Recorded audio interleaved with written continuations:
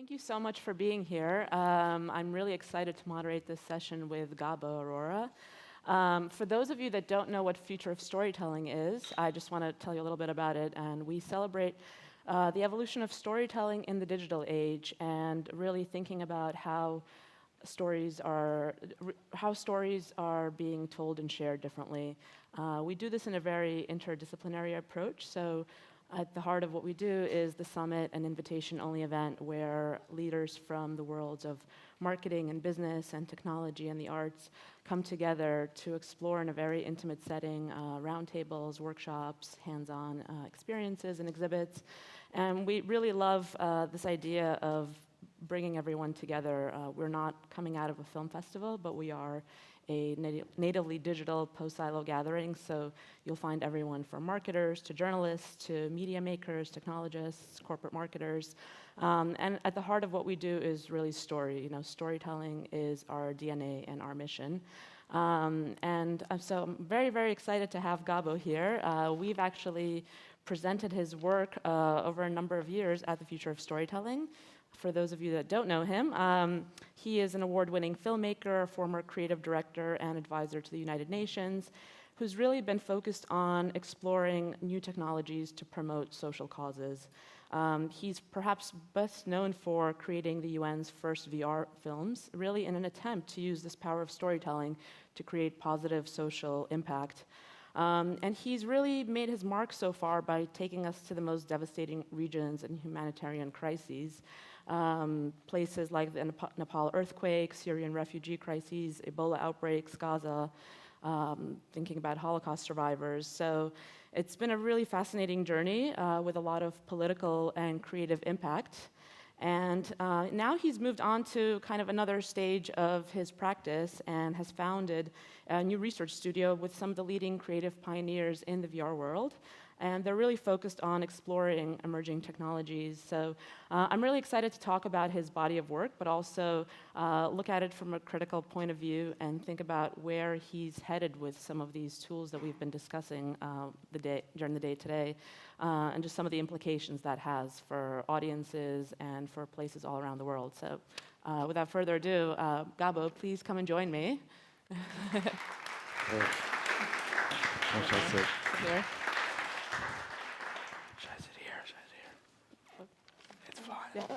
Keep it symmetrical. Yeah, very squeaky. One of the things that I'm really excited for you to show is kind of the journey that you've been on in the VR world in the last 4 or 5 years. It's been a really exciting journey, and it's amazing that we're doing a retrospective just 4 or 5 years in, in such a young industry. So I'd love for you to just take, maybe the next 10 minutes to kind of take us on your ride of the places that you've been to and the pieces that you've made. Yeah, well, it's always great to be back at Sheffield, and thank you for having me, and thank you for doing this. Sheffield's very special because it was really here that after we showed Clouds Over Sidra, which was the first sort of VR film for the UN and my first foray into virtual reality, we brought it officially to Sheffield, and it was, really an incredible experience. So always being back in the UK is really special. My journey started out at the United Nations, where I was working to I was having a midlife crisis.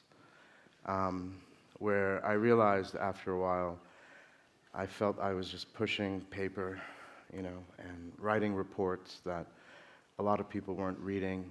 And it was very, you just sometimes question what you do. I'd spent many, many years on the field as a humanitarian, and then being in New York, things become very abstract. But I was responsible for advocacy, and I was always looking on how new technologies and new ways of communicating things could change the way the UN works. So I had worked with bloggers and YouTubers, and I had made a viral video, and then I came upon what's called VR. And what's interesting is I had heard about VR, but I had never done VR, but I knew I wanted VR.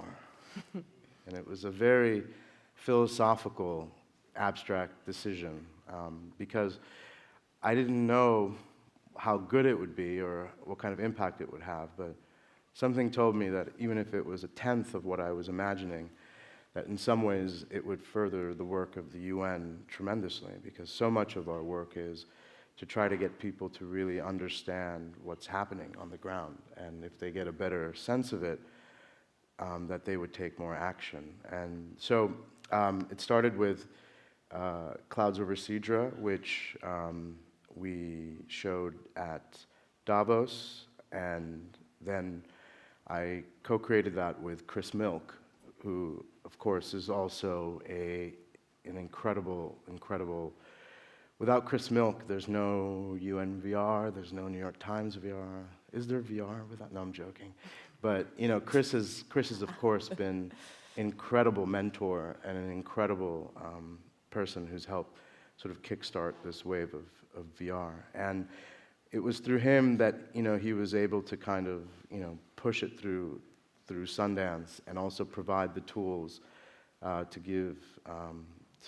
give me the tools to go to Zatri and to do that. So I started out in 360 and did that at the UN, and I left the UN in January 2017. I left the UN because I realized I'd done this body of work that was mostly 360, and then I thought 360 was really getting very boring, and I thought in some ways that if I didn't pivot towards making VR things in real time in engine, whether it's Unity or Unreal, that in some ways that it wasn't going to be enough, that there was much more out there with the technology of what we needed to do.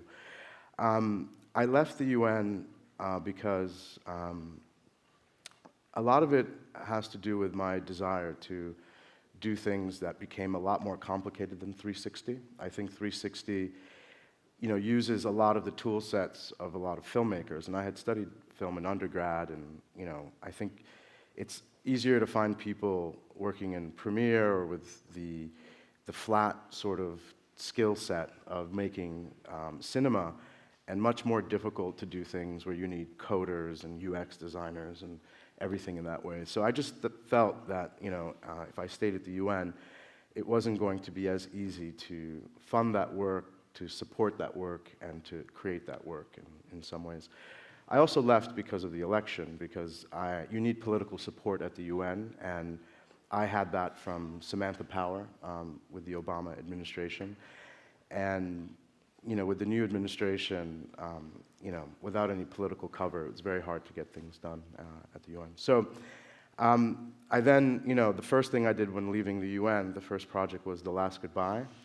And it is a walk-around experience, really merging photogrammetry and sort of volumetric capture in interesting ways. And that was in April 2017 that came out. And I thought, would you guys like to see some videos? I made some videos, yeah. So, otherwise, I'll keep talking. Yeah, I think we should show some of your work. Yeah. So I have a couple of videos to not make this so boring. This is really weird. Very squeaky. Yeah, let's just, Thank you. I'm going to just take over now. All right, this is better. Okay, so we'll cue the first video, which is a behind the scenes of making The Last Goodbye. And I think the main thing to kind of see in there is that it's not like 360. We had to create new tools and new methods to kind of hack this feeling of what is the holy grail of VR, which is light field, which is that you can walk around a live action space. And I know that technology doesn't exist, or it's very expensive to do. So we then did photogrammetry capture and some other things. And we can talk about what that was. But I think it's a lesson, because I think we can't wait around for these tools. We have to kind of connect the dots in interesting ways to figure out how we can tell some of these stories. And so I think if you can cue the first video, it's just a very short behind the scenes of Majdanek concentration camp. And it's odd because I'm speaking now, and now I'll be speaking in the video, so it's a little odd, but we'll play the first.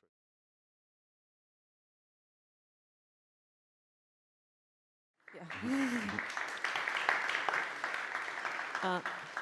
So I just want to reference back to the first half of the day before lunch today. We were talking a lot about how storytelling in VR really enables you to, experience and try on other people's shoes, but there's so much bias embedded in that, and you're very much taking a stance on the world in the way that you're representing it.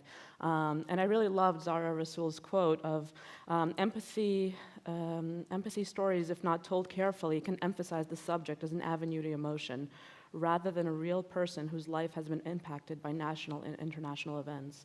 That is not authentic storytelling. How are you thinking about that in terms of staying authentic and in the ways that you are picking the subjects and the places that you travel to? Yeah, I mean, from the beginning, I was very influenced, in documentary, in a very simplistic way, I guess. There's always been that divide between the fly on the wall and someone who is a little bit more poetic and artistic and controversial, with, a hybrid sort of way. So, you have Errol Morris and Herzog on one side, and then you'll have Frederick Wiseman, and there's always been that debate. And I've always kind of sided with Werner Herzog and people who will explore the genre in a way that I think to some people will make them feel uncomfortable because I think there's a lot to the act of craft and the poetry, and to make certain decisions always that I think, while they're just on the edge of ethics, in some ways. And I think that's just where I find what's so exciting about documentary now. There's just so much happening. I mean, just as an example, at Sundance, you had All These Sleepless Nights by a Polish director, I can't remember his name, and it's about it's a documentary about Polish nightlife scene with, some of his friends, and he did all of the sound, he did everything, with ADR. He basically used no native sounds in the entire documentary. He put them in, he used it he went to a studio after, and he had the actors come, or the subjects come back and re-say their lines. I mean, he did really strange things that I think when you watch it, the entire film feels like a dream. And, similarly, with a lot of what I've done since the beginning, there's music, there's, just the having a kind of very strong musical side to a documentary is a creative choice of, one would say emotional manipulation, right? Because why are we choosing to really tie you into this sort of emotional journey in that way? So I think, a lot of it is also, for instance, in Clouds Over Sidra, a lot of those, I'm not going to tell you which ones, but I'd say a lot of them are like You're a Fly on the Wall. Some of them are poetic recreations that we slowed down, right? When the kids come at you in slow motion, That's a very, very conscious choice of trying to represent something through poetic abstraction. Waves of Grace, there's these children in a swimming pool with no water in it at all, also in slow motion. I had like a Wes Anderson fetish, with slow motion. Each one should have this, kind of Fitzcarraldo moment of like, it doesn't serve the narrative, but it commits some sort of energy that I think, with VR, because it's such an emotional medium, it would do that. So, to answer the question, I don't think about it. I don't think about it a lot. I'm very cautious, and we work with people very carefully, whether it's with the UN or with the Shoah Foundation, with the Holocaust, the Day the World Changes, with a Nobel laureate who works on these issues, that they actually sign off and feel very comfortable with how we are treating the material. But the material is always going to be slightly warped by something that we feel artistically will work very well in VR. Because I think if not, I just think so much of these types of feel-good, do-good films are really like eating your vegetables. Like they just feel completely, I feel they're more patronizing sometimes if we don't actually acknowledge that it's a merger of an artist and a craft and a vision and the subject, and that something, the new alchemy comes out that does it, that I think allows for something special to happen.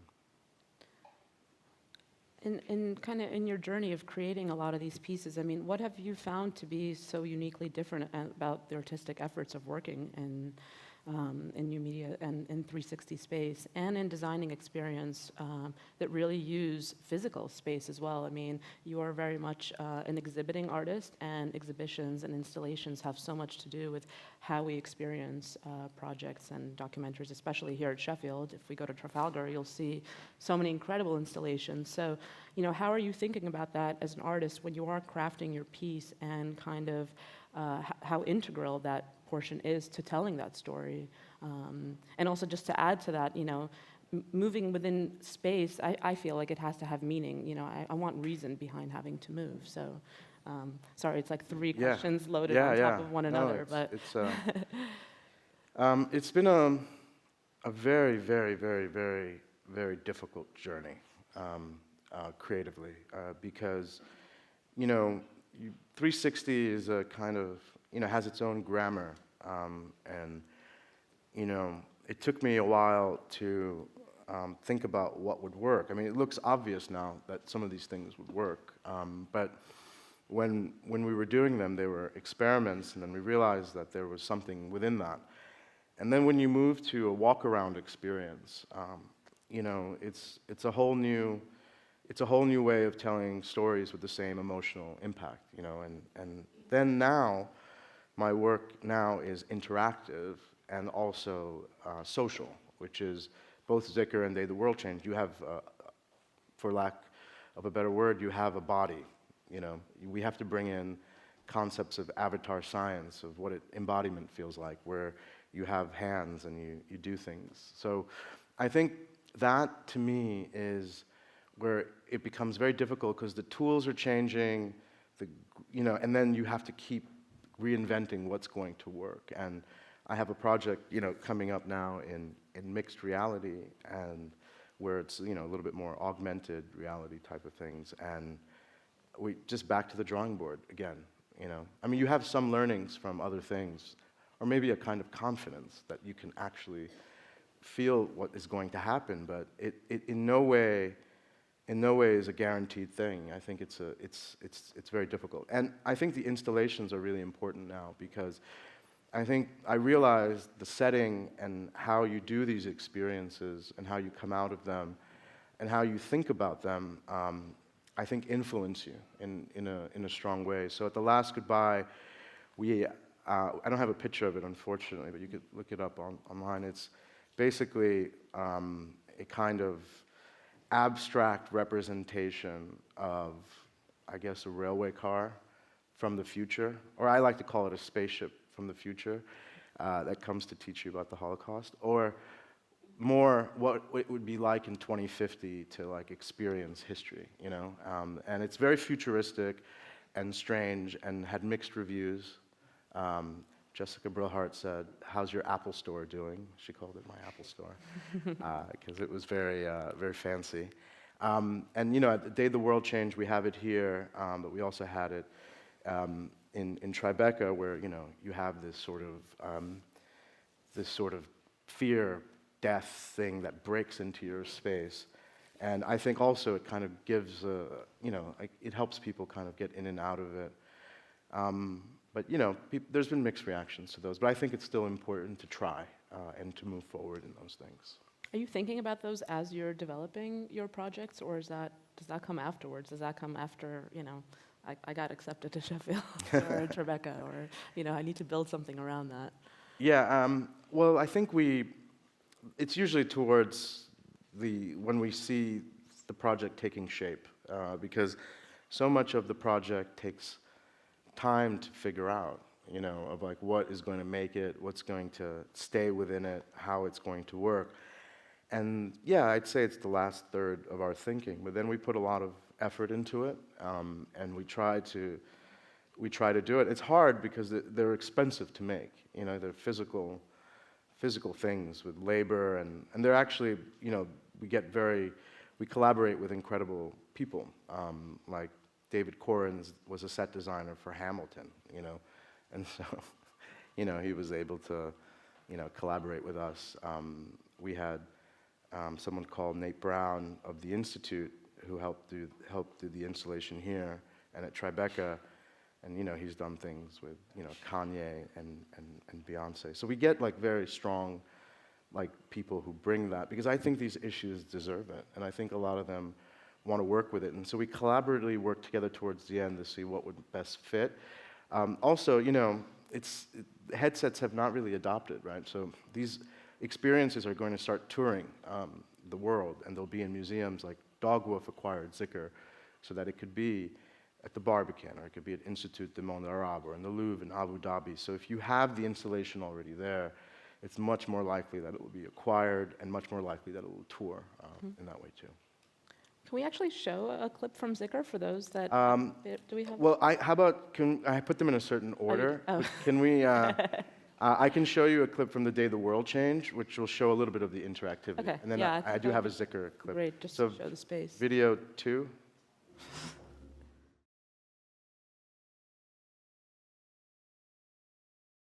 Yeah, and I think we can just go, I mean, before I know, how are we with time? We're okay. We're okay. I think I want to just play one more thing, and I just want to say, it becomes now, I want to play the next one because I want to show you that I have a sense of humor too. Like, these are very heavy topics. And so you realize that there's something about it that is there. I mean, the decision to do social and to have avatars, I think, within a documentary setting is much more difficult. But for instance, you know, The Last Goodbye is about bearing testimony, bearing witness to testimony. And you're able to do that with Pincus in this space, and you're able to be in that space and go through this sort of journey with him of where he was when he was 11 and how he survived.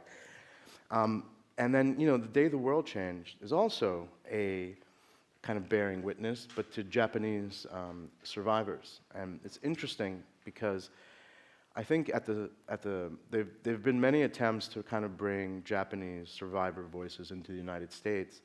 And when there are regular exhibits, I think there was one in the 90s at the Smithsonian that there was a protest against it because so many people, veterans, feel, I mean, I know this is shocking for you in the UK, but in America, people think, you know, I'd say a good percentage of people think that that was a good decision to drop the bomb on Hiroshima.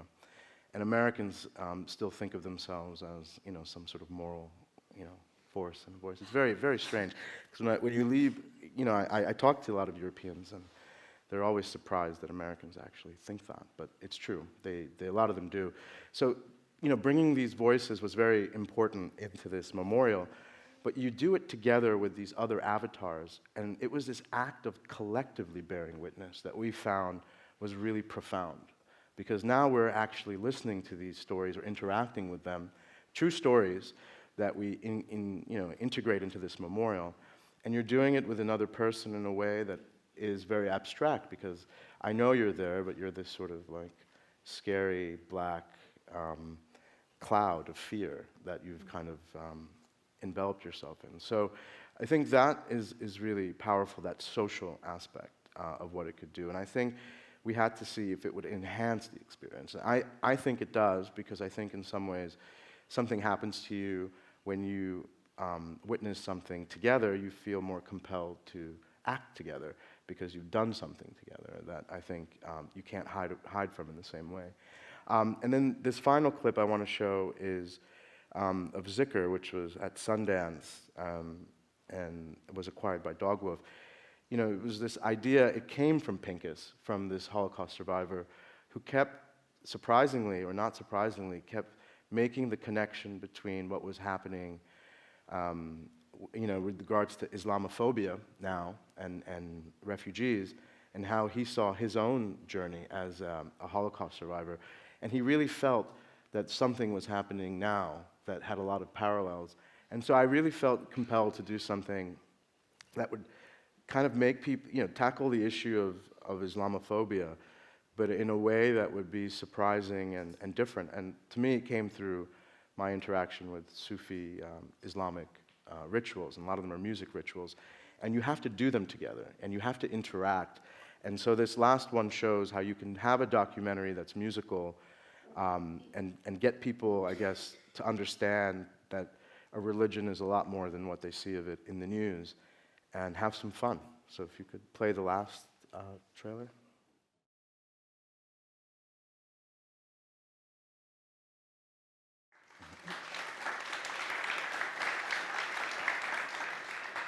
So yeah, obviously we're moving into the world of social, and some would actually beg to call it shared experiences and not always social. Social interaction is kind of one of the defining elements of what it means to be human, and it has become clear that there is this social dimension to VR and other immersive technologies, though sometimes it's a question of, is it getting more people into an experience at a single moment? Like, are they really having a shared experience, or are they just, 4 people together having a solitary experience? So, how would you think about and challenge others to think about, when do we do stories alone and when do we do them together? What makes that really that shared experience? I know you started to touch on that a little bit before, Zikr, but just given that the last 2 pieces that you've made are for more people at a time. Yeah. I mean, they help because you can bring more people in there, and in theory, bring a lot in there. Right, but I guess it's a question of like, what really makes a shared what really makes VR experience, and what are the kinds of shared VR experiences do we want to have in VR and other immersive media? Yeah, and in the documentary setting, it's a little trickier. It's a little trickier too, because I think social works really well for games and frivolity and fun, and I definitely am not against that. I think Chris's, Life of Us and Lamb Child Superstar are phenomenal, and really, really incredible pieces that show you how incredible it is to have a body in VR and to collaborate in VR. So I think for both Zikr and The Day the World Changed, at its core, I knew that if we took it away, that it just wouldn't be possible, And with Zikr, in its whole point, the premise and the thesis of Zikr is you can't understand Sufism through books or just knowledge of just someone telling you about it. You have to have that ritual. You have to have that experience. And so we drop people into something that they have to do together with other people to make themselves more vulnerable. And so in the experience, it's not, you don't see it in here, but you're connected through virtual beads that are actually, I don't know what happens to your brain, but they end up having their own physics. Like, you actually feel like you're holding these virtual beads, and they can stretch. And, we knew at that moment that sensation was just so satisfying, that there was something about me being able to have this virtual thing. It gave a sense of reality that wasn't there, that we really felt that is something you have to have. So I think it really is the story, but I think it's sometimes what that UX design is going to be that allows for it to feel also pleasurable and interesting to interact with others, And I think, in The Day the World Changed, you interact with objects with other people. And I think when someone else is listening, you listen a little harder. I think it changes your relationship to what you're doing and makes you take it a bit more seriously.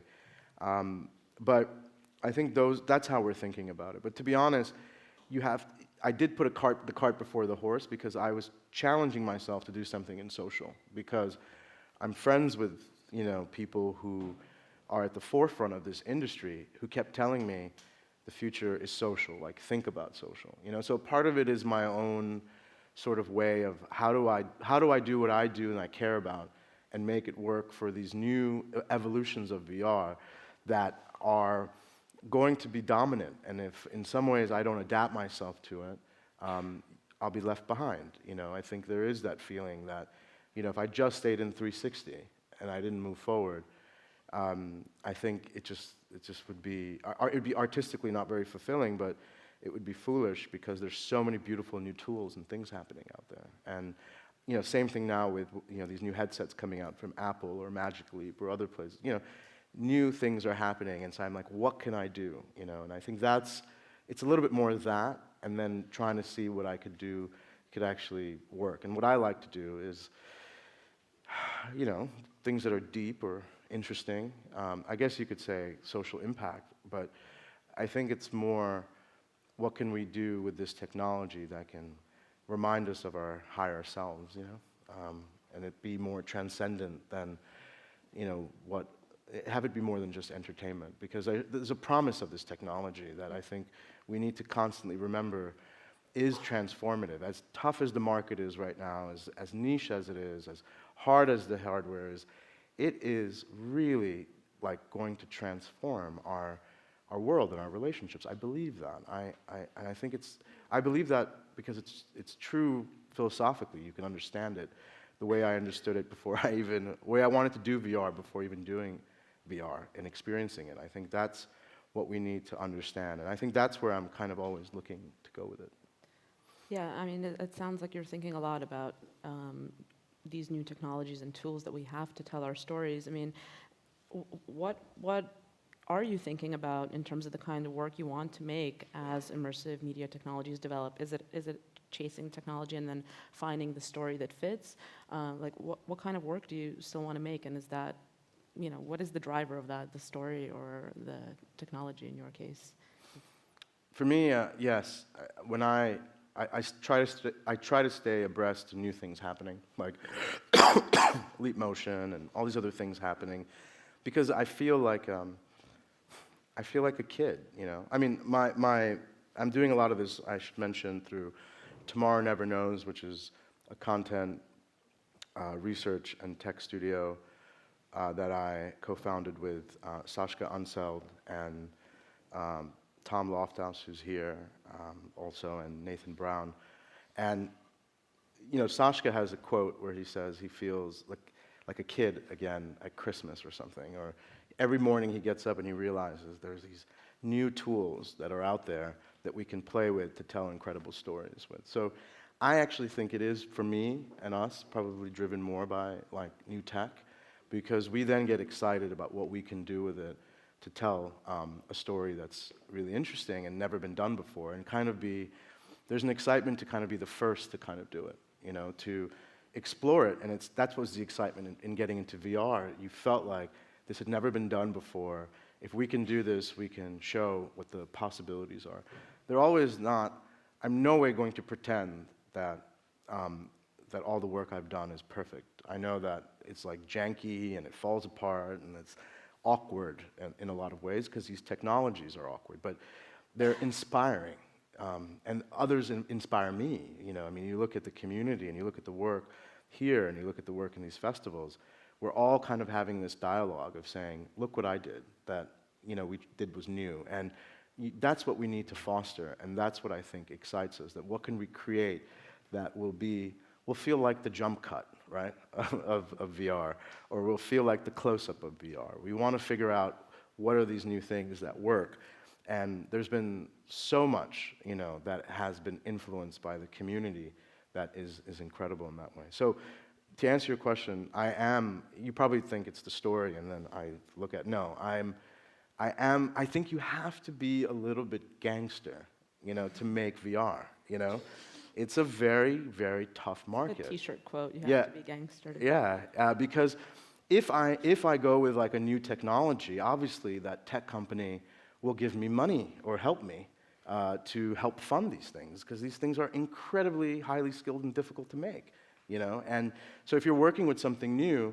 you get people more excited to support you to do it, because the economics of it are important to think about, because there isn't necessarily the same market, but I think you do have these new technologies that are excited to work with you to tell interesting stories and do things that have never been done before that can kind of blow people away, hopefully. And through your years of work, I mean, you have that access to the technologies, to the companies.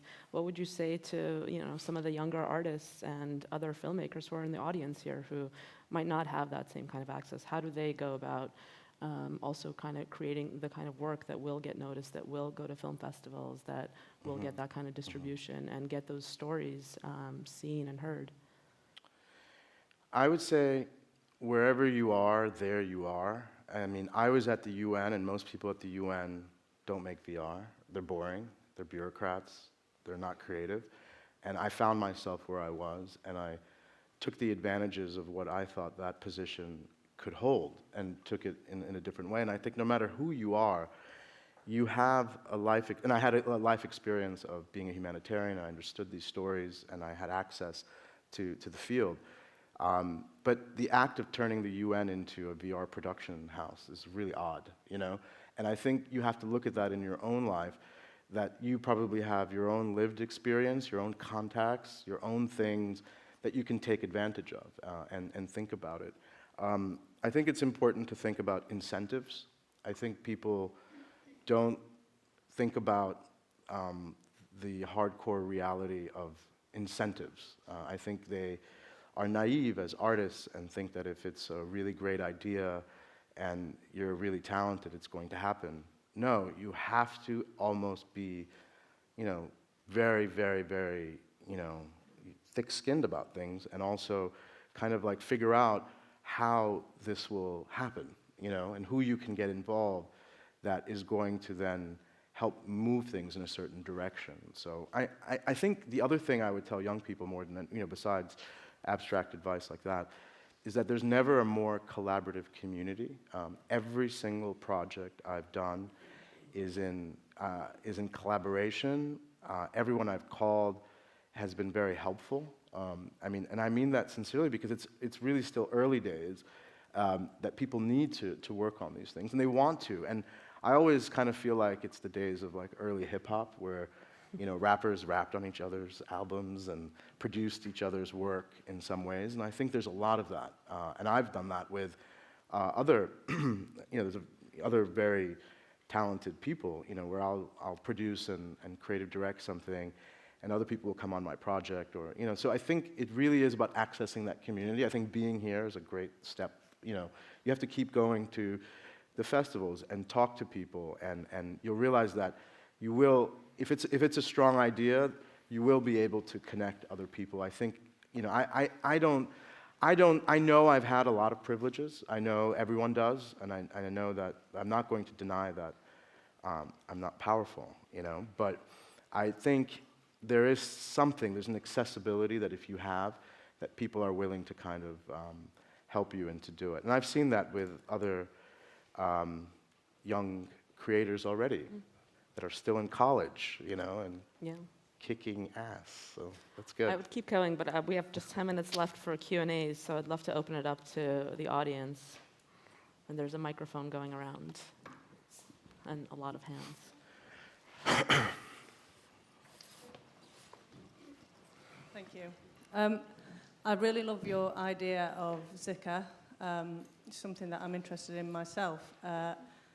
And I just wanted to highlight the importance of VR as a mode of storytelling that can reveal metaphors and themes that even the creator hasn't really thought of, or maybe implicitly has, and that's when VR works really well.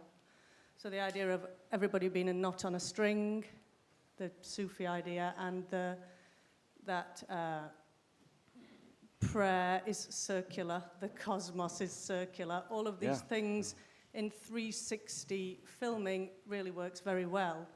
And I think when the confluences are there, it's when it works the best. I wondered how much of the themes you were aware of when you were making Zika, or whether they were just things that happened instinctively for you. I think, I think you need to, with Sufism, I suppose it's about VR. Yeah. About when it feels right. Yeah, I think you're bringing something. I think VR is a very poetic, subconscious medium that I think speaks to us not literally. And some of the best VR has a quality that we can't explain why it works. I mean, Notes on Blindness, as an example, I still can't figure out why I feel so moved by it, because it's not very well, like, it's kind of weird. Because actually, is that what it feels like to be blind? No, right? I'm guessing you can't see anything, but it was a poetic representation of blindness that I think was really great. And I think they ended up doing things with sound and other things. So I think I always am at least open to being humble that we cannot be too literal and that in some ways certain things would happen. And, you know, we had, with Zikr, that idea with the beads came from our lead engineer, Igal Nasima, who, you know, also he's incredible, and he's incredible. And he was the one who the idea was to have physical beads in the beginning and to map them, have them one-to-one. And at some point, before you do that, you have the virtual beads. And we started doing them, and I just said, no, this is something weird is happening here. Like, this is incredible. And I love the idea that it was this connection that you have and that you can somehow communicate to each other where the avatars light up when you do that too. So I think, you know, a lot of it is being very open and humble, that you'll learn from those mistakes, you'll learn from those things.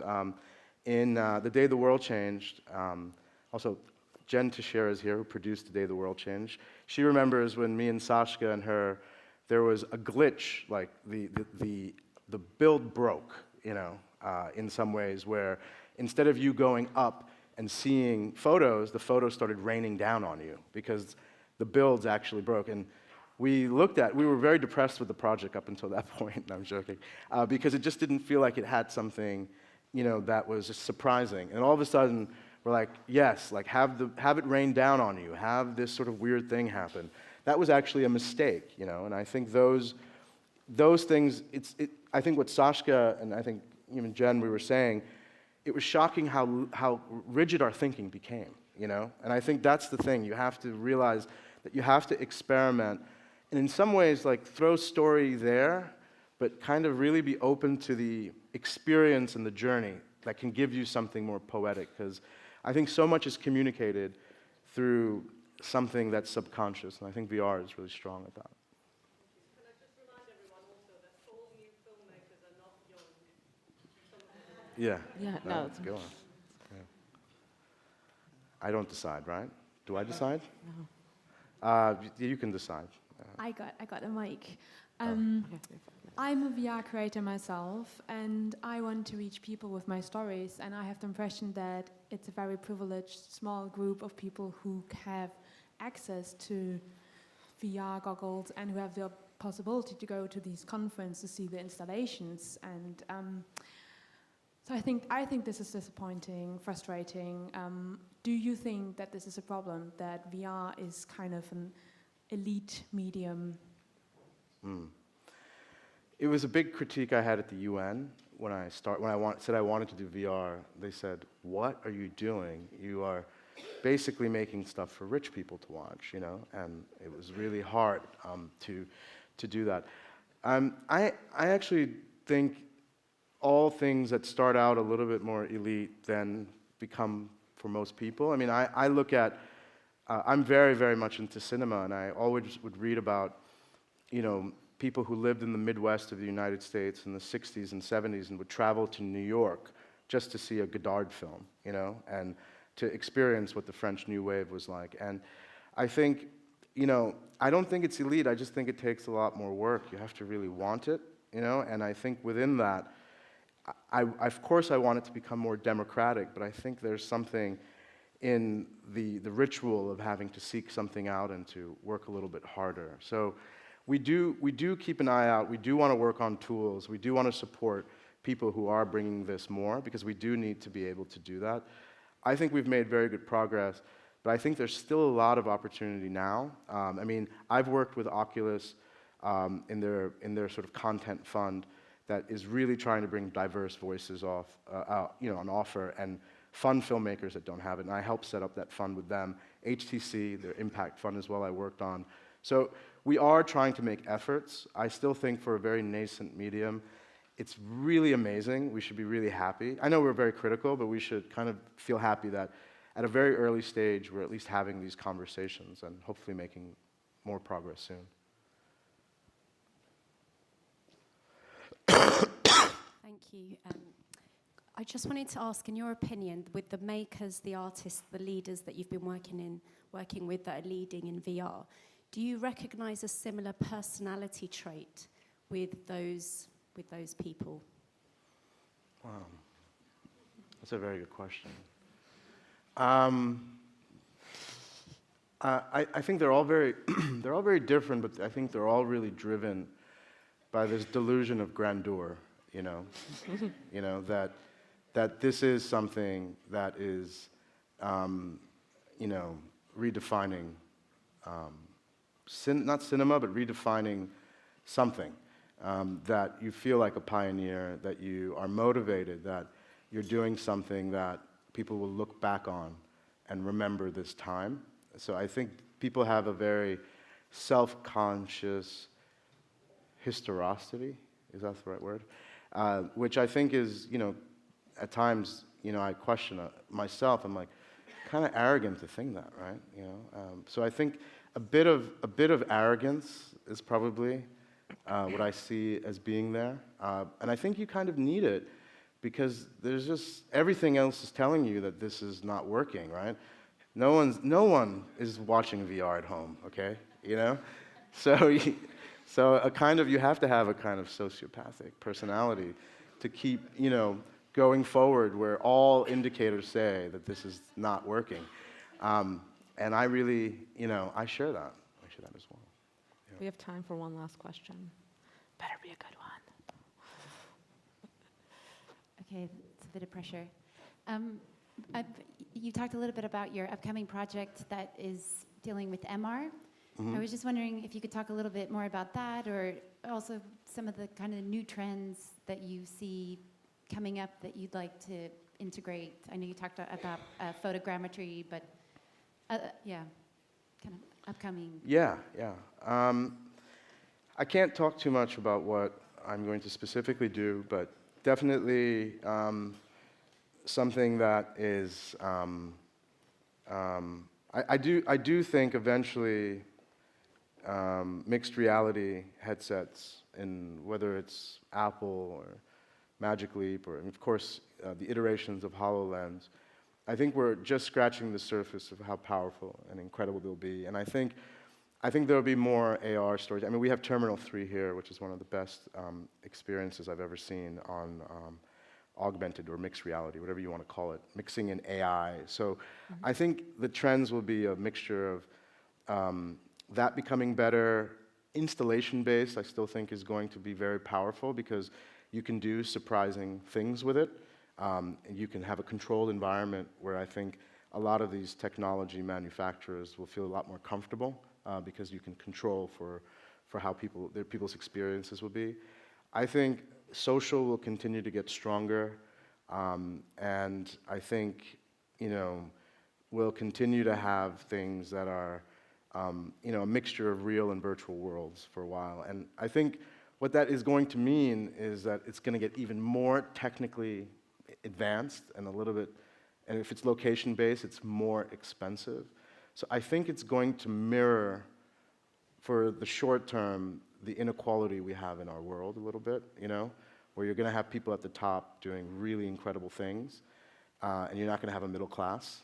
And then, Oculus will fund, through their funds, they'll help support emerging voices. So I think there's no middle class. I think there'll be a little bit like that for a time, and hopefully it'll excite people and it'll spark something that I think we're kind of on the precipice of a do or die moment, in like the next year and a half. Otherwise, I think it's a bit of a danger. But I'm encouraged by what I see technologically.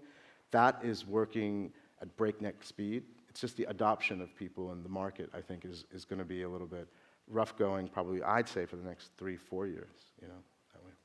Okay. Thank you all so much. I wish we could keep talking, but Gabo will be around the rest of the conference, so definitely come and grab him. Thank you all so much. Thank you for Thank you. letting me have this honor.